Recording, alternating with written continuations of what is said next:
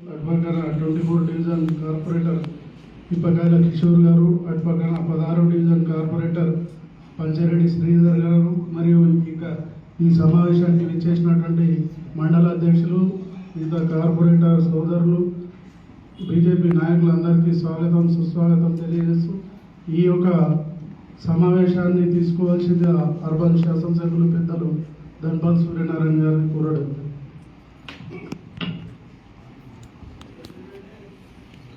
Media మిత్రులందరికీ నమస్కారం.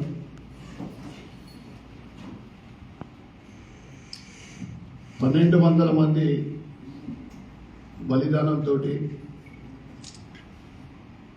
తెలంగాణ సాధించుకున్నాం.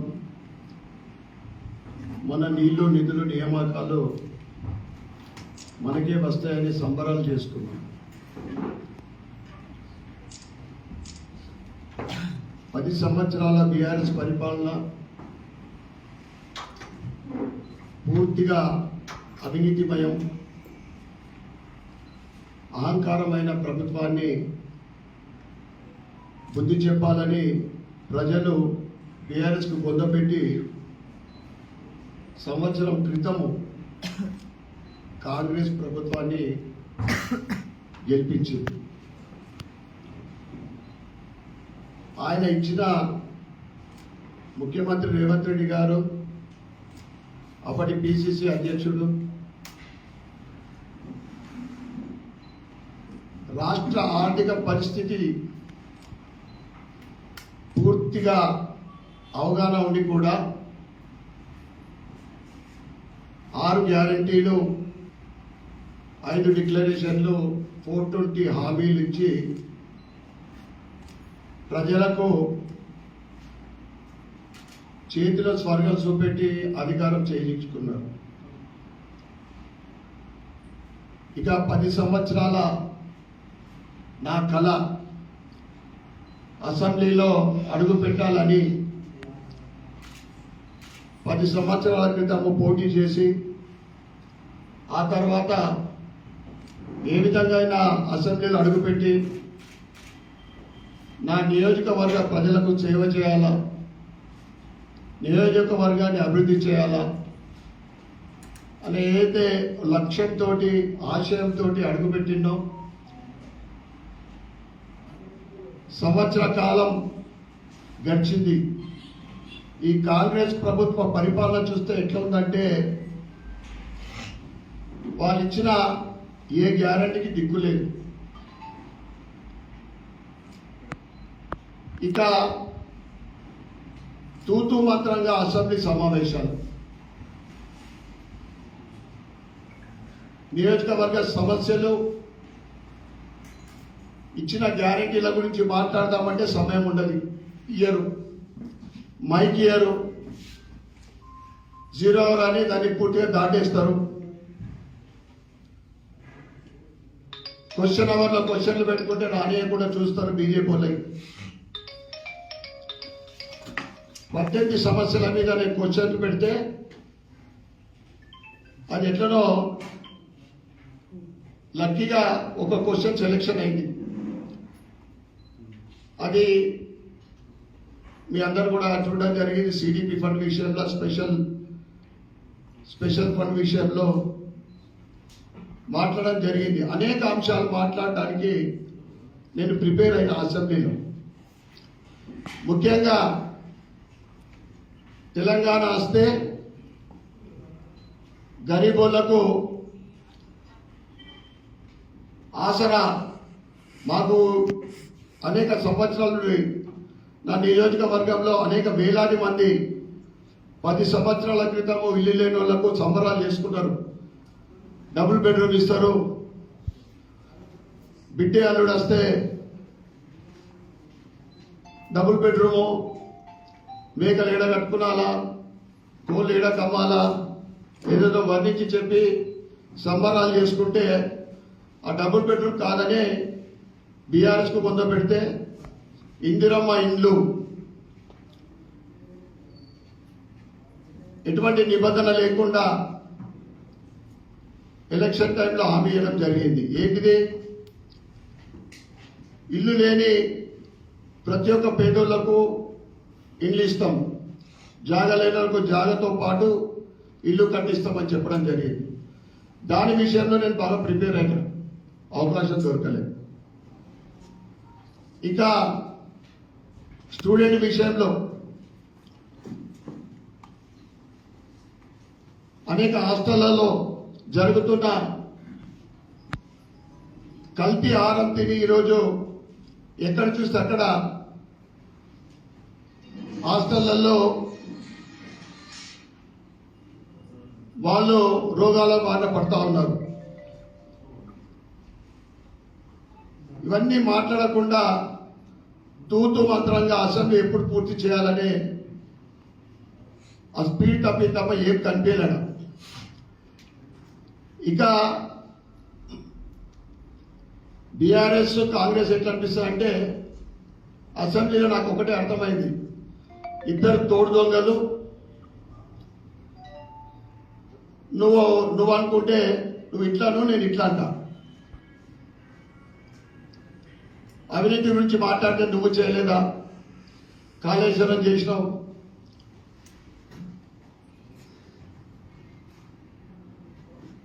అదేవిధంగా 1000 కోట్ల గొర్రెల స్కాము, ఈ విధంగా ఒకరికొకరు అనుకునే తప్ప సాధించింది ఏం లేదు. అసెంబ్లీలో అంటే ముఖ్యంగా ప్రజల సమస్యలపైన మాట్లాడడానికి అవకాశం, ప్రజల సమస్యలు తీర్చడానికి అసెంబ్లీ జరిగితే మన రేవంత్ రెడ్డి గారికి చివరి రోజున ఏదైతే రాష్ట్రంలో జరుగుతున్న హాస్టళ్లలో కల్తీ ఆహారం మీద వందలాది మంది హాస్పిటల్ పాలవుతా ఉన్నారు, హిందూ దేవాలయాలపైన దాడులు జరుగుతూ ఉన్నాయి, దాని విషయం మాట్లాడే సమయం లేదు. నీ మూసితోటి బుచ్చవ్వ అనే మహిళ చనిపోతే దాని మీద మాట్లాడే సమయం లేదు. నీ నియోజకవర్గం, నీ గ్రామంలో, సీఎం గారి గ్రామంలో వారి సోదరులు వారి అఘాయిత్యాలను తట్టుకోలేక మాజీ సర్పంచ్ సాయిరెడ్డి ఆత్మహత్య చేసుకుంటే దాని విషయంలో మాట్లాడే సమయం లేదు. కానీ అల్లు అర్జున్ విషయంలో 40 నిమిషాలు మాట్లాడే సమయం చిక్కింది ఆయన.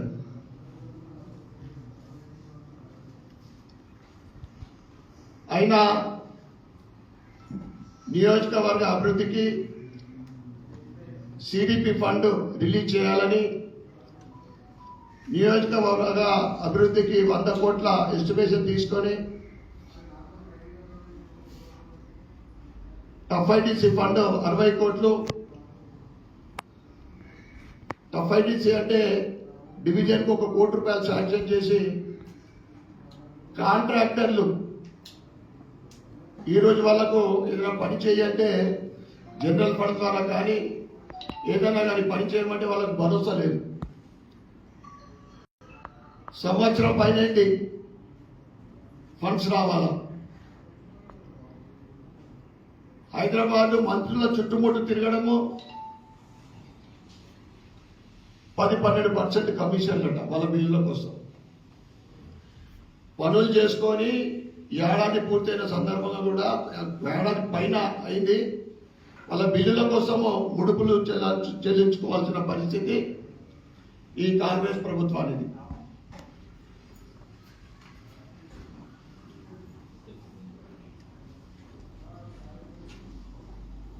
ఇక కాంగ్రెస్ పాలన ఏం జరుగుతుందంటే, మాట్లాడితే నిర్బంధాలు, అరెస్టు చేయడం, రైతులకు బేడీలేసిండ్రు, విద్యార్థులకు అరెస్టు చేయడం జరుగుతూ ఉంది, ఉద్యోగులను అరెస్ట్ చేయడం, ఎక్కడ చూస్తే అక్కడ ధర్నాలు, రాస్తారోకులు జరుగుతూ ఉన్నాయి.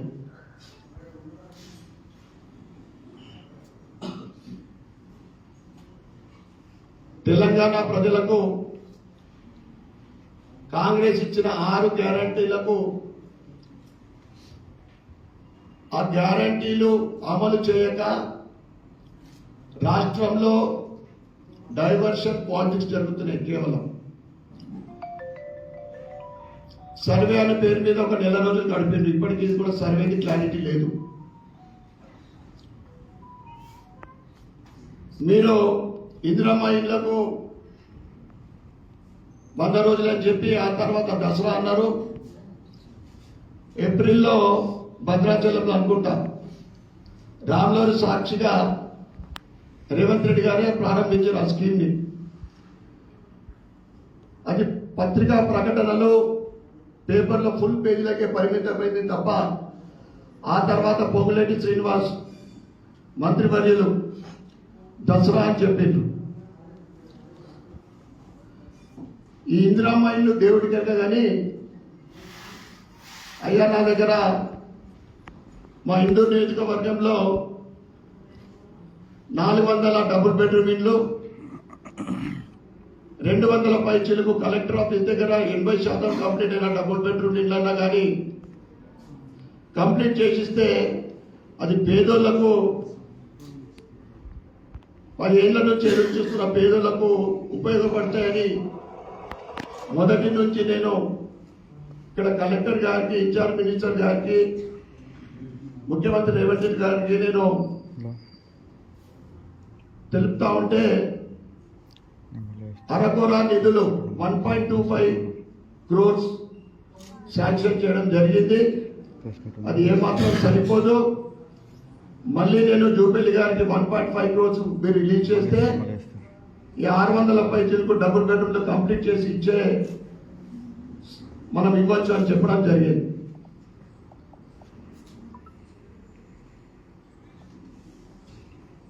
ఆ తర్వాత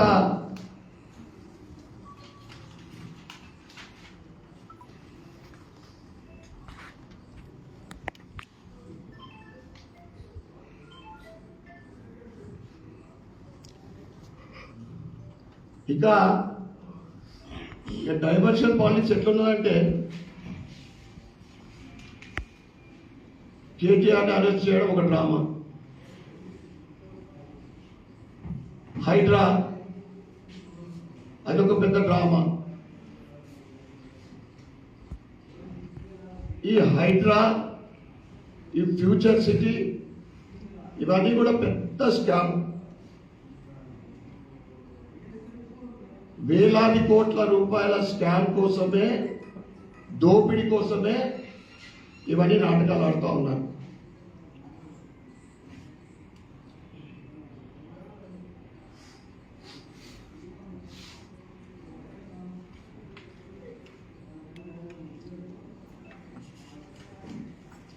రాష్ట్ర వ్యాప్తంగా ఇచ్చిన గ్యారెంటీలకు దిక్కు లేదు. వేలాది కోట్ల రూపాయల ప్రకటనలకు ఫుల్ పేజీలకే పరిమితమైన ఈ ప్రభుత్వము ఏది అడిగినా కానీ అసెంబ్లీలో త్వరలో అది మాత్రం ఒకటి, ఏది అడిగినా త్వరలో తప్ప దేనికి క్లారిటీ లేదు. ఎప్పుడు ప్రారంభిస్తారు, ఎప్పుడు ఇస్తారు. ఇక ఇప్పుడైనా కానీ సర్వే చేస్తూ ఉన్నారు. స్వంత జాగా ఉన్న వాళ్ళకు ఇందిరమ్మ ఇల్లు ఇస్తామని. మనం సర్వే చేస్తూ ఉంటే ముందు మీరు స్వంత జాగా ఉన్న వాళ్ళు 52,000 మంది మనకు ఇల్లు లేని వాళ్ళు ప్రజాపాలన అప్లికేషన్ పెట్టుకున్నారు. ఇది ఒక 15 రోజులు మళ్ళా సర్వే చేస్తున్నారు జాగా ఉన్న వాళ్ళని. మరి నువ్వు ఇస్తాన్న 3,500 ఇళ్లకు ప్రతి సంవత్సరం అని చెప్పినావు. నేను మా నియోజకవర్గంలో 10 ఏళ్ల నుంచి ఒక్క ఇల్లు కూడా డబుల్ బెడ్రూమ్ రాలేదు. 7,000 ఇళ్లకు శాంక్షన్ చేయాలని నేను చెప్పడం జరిగింది అసెంబ్లీలోనే. ఇప్పటికైనా మరి మీరు ఎప్పుడు ఇస్తారు, ఏది ఇస్తారో అనే క్లారిటీ ఇవ్వాలని సంక్రాంతి అంటున్నారు. మరి జాగలేని వాళ్ళ విషయం ఏంటి? మరి మీ ఇస్తున్న లెటర్లో కూడా చెప్పడం జరిగింది మంత్రి గారికి, మీరు ఇస్తున్న ఈ 5 లక్షల రూపాయలు కేంద్ర ప్రభుత్వం ఇస్తున్న 2,60,000 కలుపుకోనా, లేదా రాష్ట్ర ప్రభుత్వం పూర్తిగా 5 లక్షలు ఇస్తుందా? మరి కేంద్ర ప్రభుత్వం వాటా ఉంటే దాంట్లో మోడీ గారి ఫోటో ఉండాలని నేను డిమాండ్ చేయడం జరిగింది. ఏదేమైనా కానీ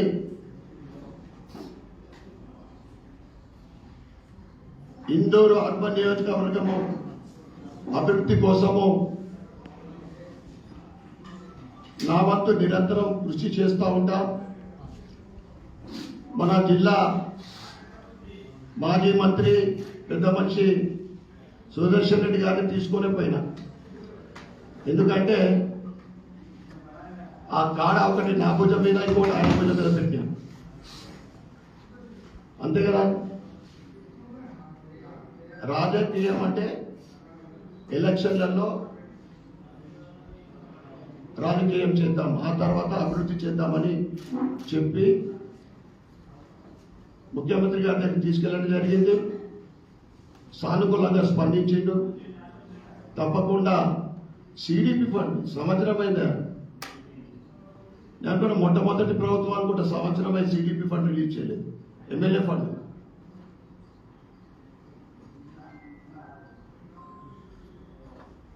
గత నెల మోడీ గారిని కూడా కలవడం జరిగింది, తెలంగాణ ఎమ్మెల్యేలం ఎంపీలము. దాంట్లో కూడా నేను 3 అంశాలే నా తరఫు నుండి మోడీ గారికి లెటర్ ఇవ్వడం జరిగింది. ముఖ్యంగా స్మార్ట్ సిటీ విషయము, రెండోది చారిత్రాత్మక కట్టడమైన కిల్లా రామాలయము టూరిజం డిపార్ట్మెంట్ తోటి డెవలప్ చేయాలని, మూడవది స్పెషల్ ఫండ్ రిలీజ్ చేయాలని మోడీ గారికి కూడా నా నియోజకవర్గం నుండి రిక్వెస్ట్ చేయడం జరిగింది. తప్పకుండా రాష్ట్ర ప్రభుత్వము స్పెషల్ ఫండ్ రిలీజ్ చేయాలని,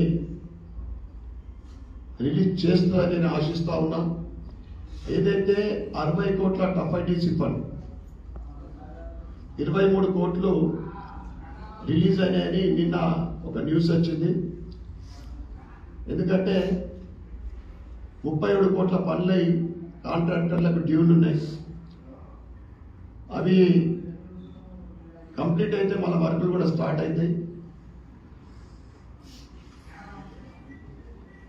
CDP fund, SDF fund, TUFIDC fund, ఈ 3 కూడా నిజామాబాద్ అర్బన్ నియోజకవర్గానికి రిలీజ్ అయ్యే వరకు నేను నిరంతరము ప్రభుత్వానికి మేము డిమాండ్ చేస్తాం, సాధించుకుంటామని.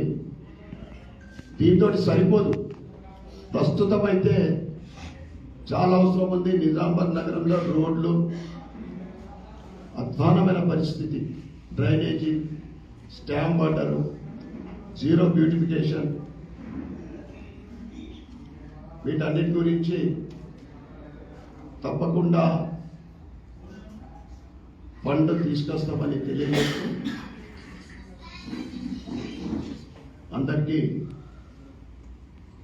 థ్యాంక్ యూ, ధన్యవాదాలు. రేవంత్ రెడ్డి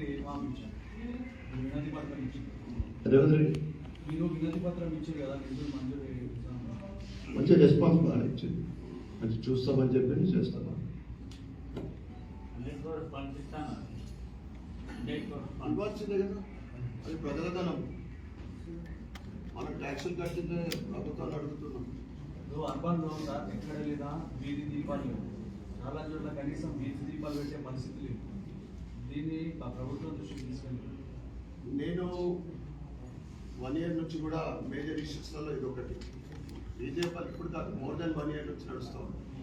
ఇది రాష్ట్ర వ్యాప్తంగా ఉన్న సమస్య అని చెప్తా ఉన్నాను మున్సిపల్ కమిషనర్. నిన్న నేను 2 hours రివ్యూ మీటింగ్ అయింది. దాంట్లో ముఖ్యంగా బోధన్ బస్ స్టాండ్ దగ్గర ఇంటిగ్రేటెడ్ మార్కెట్ వెంటనే స్టార్ట్ చేయాలని మేజర్గా ఫస్ట్ది. వీధి దీపాలు సెకండ్ మాట్లాడినా. ఈ స్టేట్ వైడ్గా ఉన్న సమస్య వీళ్ళు డ్యూస్ ఉన్నారు, ఆయన సప్లై చేయడం లేదు. అది సప్లై కాకుండా జనరల్ ఫండ్ నుండి డివిజన్ ఒక 20 లైట్లు, ఒక 1200 లైట్లు అన్నా కానీ మీరు తొందరగా ఏ విధంగా జనరల్ ఫండ్ నుంచి చేయాలని నేను కమిషనర్ గారిని చెప్పడం జరిగింది. సార్ సిడిపి ఫండ్స్ నిజామాబాద్ నియోజకవర్గానికి ఆపినా లేకపోతే ఇతర నియోజకవర్గాలు ఎవరికి రాలేదు. సిటీ జనరల్ ఫండ్ మీరు విన్నారు కదా, కొడంగల్కు 4000 కోట్లు మా మీద ఎందుకు ఈ వివక్ష, 100 కోట్లు అన్నా నేను చేయడం చెప్పింది అసెంబ్లీలో మాట్లాడిన విషయం. నర్సపల్లిలో లెఫ్ట్ సైడ్ వెళ్ళినప్పుడు ఆటోనగర్లో కొద్దిగా మీరు విజిట్ చేయించారు. రూపాయలు ఇంత పెద్ద పెద్ద ఉన్నాయి, 10 years 15 years నుంచి ఎక్కువ చేయలేదు అక్కడ వాళ్ళు. రోడ్లో గత కౌన్సిల్లో 10 లక్షల రూపాయలు ప్రతి డివిజన్కి శాంక్షన్ అయింది. మళ్ళీ 14 ఫైనాన్స్ నుంచి ఇప్పుడు 10 లక్షలు టెండరింగ్ అయింది. ఇప్పుడు కౌన్సిల్ మీటింగ్, చివరి కౌన్సిల్ మీటింగ్లో మేమందరం కూడా ఇంకొక 20 లక్షల రూపాయలు ప్రతి డివిజన్ శాంక్షన్ చేయాలని డిమాండ్ చేస్తున్నారు. అంటే ఓవరాల్గా కమింగ్ 1.5 మంత్లో ప్రతి డివిజన్లో కనీసం 30 నుంచి 40 లక్షల పని స్టార్ట్ అయింది. ఇది సరిపోదు నాకు తెలుసు, కొద్ది మొత్తంలో అయితే స్టార్ట్ అవుతుంది. మెయిన్ రోడ్ల విషయంలో నేను దాని గురించి ప్రత్యేకమైన శ్రద్ధ పెట్టాను. పెద్ద రోడ్లు ఇవన్నీ గల్లీ రోడ్లు పనులు అయితే ఉన్నాయి. ఆటోనగర్ మెయిన్ రోడ్ అది, అన్ని వెహికల్స్ మంచిగా కావాలంటే అందరు పోతారు, కార్లు కానీ లారీలు కానీ షెడ్స్ ఉన్నాయి అక్కడ. అది 10 years నుంచి మొత్తం ఇంత గడ్డలు ఉన్నాయి, పోవాలంటే వెహికల్స్ ఖరాబ్ అయిపోతున్నాయి అక్కడ. మీరు ఒకసారి విజిట్ చేస్తారు చెప్తాము. ఏదైతే డివిజన్కు ₹1 పని అనేది 1/3 డివిజన్లలో పని అయింది, 1/3 డివిజన్లలో మార్చి అయింది, 1/3 డివిజన్లలో పని మొదలు కాలేదు. అది దాని గురించి తప్ప రిలీజ్ అయిందనుకో పనులు ఇంకా పెద్ద మొత్తంలో స్టార్ట్ అయింది, తప్పకుండా సాధిస్తామని.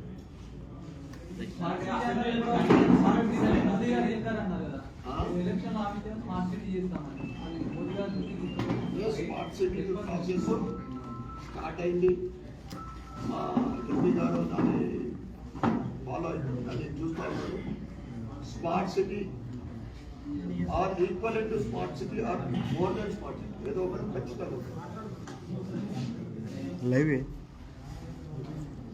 సార్ ఇప్పుడు అసెంబ్లీలో అడిగితే టైం ఇవ్వలేరు మీకు అసలు ఎందుకు ఏదో అవసరం లేని విషయము. క్వశ్చన్ అవర్లు అంటే గంటలో 10 క్వశ్చన్లు ఇస్తారు. పొద్దున షీట్లు మనకు 5 ఇస్తారు, 2-3 కంప్లీట్ చేస్తారు. దాన్ని ప్లాన్ చేస్తారు మంత్రి సమాధానం ఇచ్చుడు. అవసరం లేని విషయము. బీఆర్ఎస్ ఒపీనియన్ ఎట్లుంటే అంటే మళ్ళీ మేము అది ఇచ్చినాము, ఫ్రీ బస్ ఇచ్చినాము, 500 రూపాయల సిలిండర్ ఇచ్చినాము, 200 యూనిట్లు ఫ్రీ ఇచ్చినాము. రాకేష్ రెడ్డి గారు మేము చెప్పినాము, ఊకే చెప్పేందుకు ఒక వీడియో వేసేది రోజు అసెంబ్లీలో వీడియో వేస్తే అందరు చెప్పేది, దాంతో టైం పాస్ అయిపోతుంది. అసలు సమస్య మాట్లాడేది మనవసాలనే క్లోజ్. 0 వల్ల లేకుండా చేస్తూ ఉన్నాం. 0 వల్ల మన సమస్యలు చెప్పుకోవడానికి, స్థానిక సమస్యలు చెప్పుకోవడానికి సరైన సమయం. రేవంత్ రెడ్డి అల్లు అర్జున్ విషయంలో మాట్లాడించారు, కరెక్ట్ 40 నిమిషాలు మాట్లాడినంత అవసరం లేదు. ఇవాళ హిందూ దేవాలయం మీద దాడులు జరుగుతూ ఉన్నాయి, దాని విషయం అసలు లేదు, ప్రస్తావన లేదు. ఆత్మహత్యలు చేసుకున్నారు, మీ రైతులు చేసుకుంటా ఉన్నారు, ఈ మూసి గురించి చేసుకున్నారు, నీ ఊళ్ళోనే మాజీ సర్పంచ్ చేసుకున్నారు, మీ తమ్ముడు అఘాయిత్యాలతో ఏ విషయాలు మాట్లాడే అవసరం లేదు. అల్లు అర్జున్ విషయం మేము దానికి అంటలేము. 10 నిమిషాలు మాట్లాడితే 40 నిమిషాలు అది క్లోజింగ్ సెరమనీగా చేయించాం. కానీ బీజేపీ నాయకులంతా అల్లు అర్జున్ కు బాధ్యతగా చూస్తుంది, దాని విషయంలో మీ కామెంట్. అల్లు అర్జున్ కి బాధ్యత అంటే అల్లు అర్జున్ కు సపోర్ట్ చేసినట్టు కాదు. మీరు చట్టం తన పని చేసుకోండి, పోయి నీ పేరు మర్చిపోయిందనో లేకుంటే ఇంకేదో అనో నువ్వు ప్రశ్న తీసుకుంటా అంటే సరైన పద్ధతి కాదు. మీ తమ్ముళ్ళ మీద కూడా తీసుకోగలరు. నువ్వు బాధ్యుడు అయినావు, మూర్తి ద్వారా బుచ్చమ్మ చనిపోయింది, మరి నువ్వు కూడా బాధ్యుడివే కదా. అంతేకాని పూర్తిగా ఇన్వాల్వ్ అయి చిత్ర పరిశ్రమని అణగదొక్కే ప్రయత్నం చేస్తాం. సార్ ఇప్పుడు లాస్ట్ ఇదంతా పోయి ముట్టించుడు మీదికెళ్ళి ఆర్పేసు. ఈ కాంగ్రెస్ సంవత్సర కాలంలో అదే చూస్తా ఉన్నాం. కాళేశ్వరం విషయం తీసిండ్రు, ఇప్పుడు సైలెంట్ అయింది. ఫోన్ ట్యాపింగ్ ఎటుపోయిందో, 1000 కోట్ల గొర్రెల స్కామ్ ఎటుపోయిందో, పల్లెన్న కోమటిరెడ్డి వెంకటరెడ్డి గారు అర్జున్ని తీసుకుపోయి అల్లు అర్జున్ని తీసుకుపోయి ఆ బాధిత కుటుంబానికి 50 లక్షల రూపాయలు ఇప్పించింది. మళ్ళా రివర్స్ అయినట్టుంది, అది యూటర్న్ తీసుకున్నట్టున్నది. మళ్ళా రేవంత్ రెడ్డి గారు కోమటిరెడ్డిని పంపించి అయిపోయింది కదా, యూటర్న్ అయితే. ఇప్పుడు గత ప్రభుత్వ హయాంలో నిజామాబాద్ నగర సింగరీకరణ కోసం 100 కోట్లు ఖర్చు పెట్టామని ఆ ప్రభుత్వం పదే చెప్తున్నది. ఆ టైంలో మీరు అపోజిషన్లో ఎమ్మెల్యే కాకముందు దాన్ని ఆరోపణ చేసింది. వర్క్ జరగలేదు, బ్యూటిఫికేషన్ వర్క్ కూడా అక్రమాలు జరిగినాయి, నిజామాబాద్ నగరంలో తీసుకొచ్చిన పనులు కూడా అక్రమాలు జరిగింది, పదే చెప్పి మీరు ఎమ్మెల్యే అన్యాయం అయిపోతుంది. ఈ సంవత్సరాల కాలంలో మున్సిపాలిటీ మీద రివ్యూ చేసింది, ఎంత ఖర్చు పెట్టింది, ఎంత వచ్చింది, ఏమైనా తీర్చిందా, లెక్కలు చేసింది, ఏం చేయబోతుంది? కరప్షన్ జరిగిన మాట వాస్తవమే. ముందైతే నేను దాని వెంబడ పడితే కావలసిన పనులు, ఈ సుందరీకరణ కానీ రోడ్లు డ్రైనేజ్ల విషయం ముందు దాని గురించి ఒక ఫండ్ రిలీజ్ చేయించిన తర్వాత ఇతర దాని మీద దృష్టి పెట్టాను. నేను కేవలము ఆ ప్రభుత్వంలో ఏం అవినీతి జరిగింది దాన్ని బట్టే పడితే అది సెకండరీ, చూద్దాం. అది ముందైతే ఏదైతే ఈ ఫండ్, స్పెషల్ ఫండ్ గురించి సిడిపి ఫండ్, నాకు డెవలప్మెంట్ ముందు ముఖ్యం. రివ్యూ చేసి అసలు సమయం వచ్చినప్పుడు